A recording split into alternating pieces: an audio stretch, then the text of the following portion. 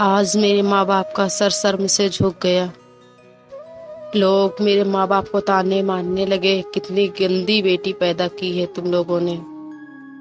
और आज मेरे माँ बाप जहर खाने की बात कर रहे थे।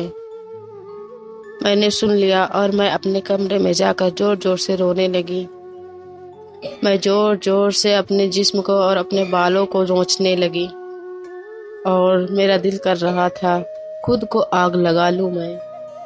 और मैंने फैसला किया कि मेरे माँ बाप मेरी वजह से अपने आप को मारने जा रहे हैं। इससे पहले कि मैं आत्महत्या कर लूं, मेरे अम्मी अब्बू रात के 2 बजे सो रहे थे और मैंने चादर ओढ़ कर बाहर निकली और बड़ी पहाड़ पर खड़ी हो गई। उसी पहाड़ से गिरने लगी तो उसी पहाड़ पर से गिरकर मैं मरना चाहती थी। जैसे ही मैंने पहाड़ से नीचे गिरने की कोशिश की तो पीछे से किसी ने मेरा हाथ पकड़ लिया। जैसे ही मैंने पीछे मुड़कर देखा तो वहाँ पर एक खूबसूरत सा लड़का खड़ा था।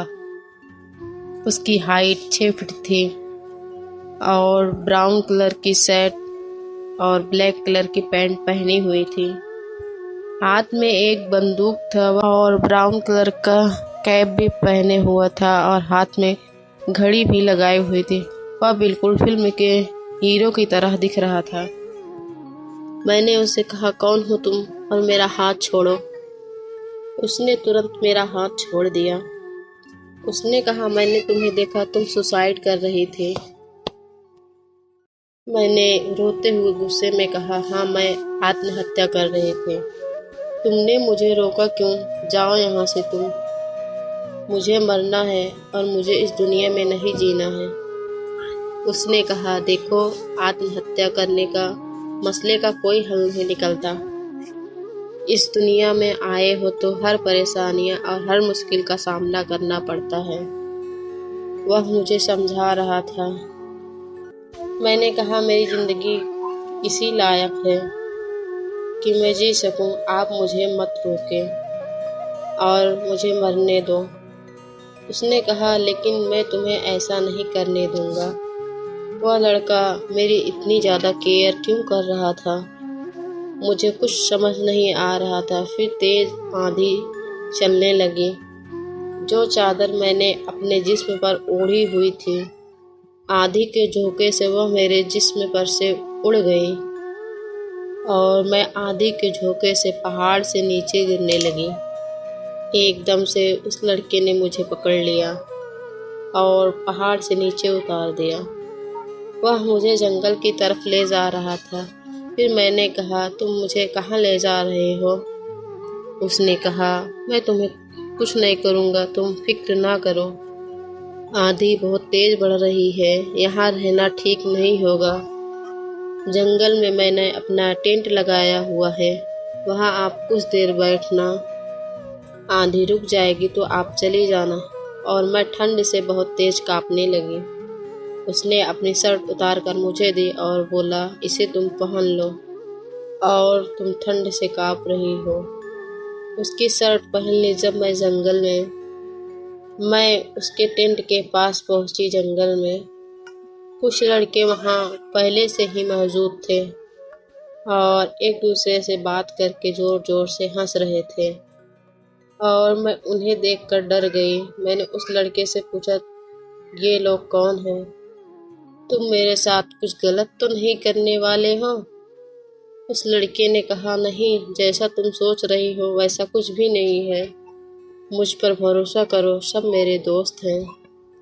आओ बैठो। जब मैं उन बाकी लड़कों के पास पहुंची तो वह हंसते हुए लड़के मुझे देखकर चुप हो गए।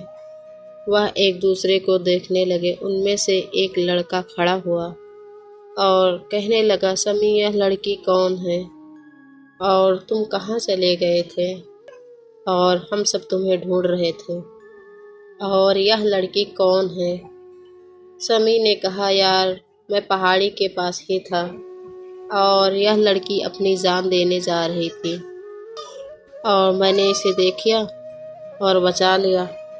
बहुत तेज से आंधी चल रही थी, इसीलिए मैं अपने साथ इसको ले आया। आंधी रुक जाएगी तो ये चली जाएगी।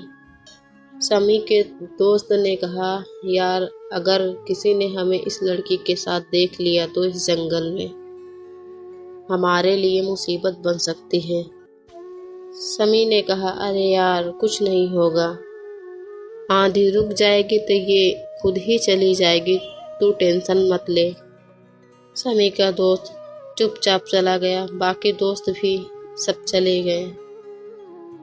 आग जली हुई थी। समी ने कहा, मुझे से आपको ठंड लग रही है, यहाँ आग के पास बैठ जाओ। समी मेरे पास बैठ गया। मैंने अपने जिस्म पर समी का शर्ट उतार कर दे दिया। यह लो अपनी शर्ट पहन लो, अब मुझे ठंड नहीं लग रही है। समी ने शर्ट पहनते हुए कहा, एक बात पूछूं? मैंने कहा, यही ना कि तुम सुसाइड क्यों कर रही थी? समी ने कहा, हाँ, क्या आप बता सकती हैं?